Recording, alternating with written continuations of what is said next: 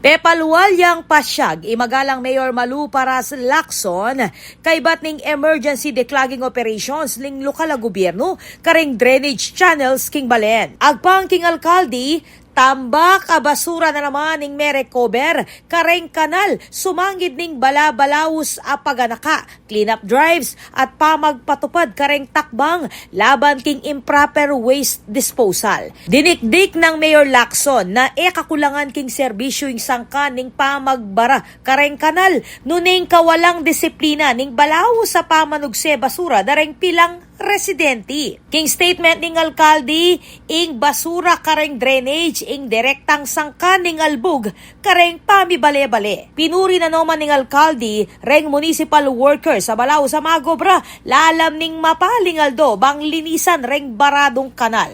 Manyaw siya itiking publiko na maging responsable at itok nang ing pamanugsem basura bas kinuka rin bangaywasan ning albug at apanatiling malinis siyang Balen.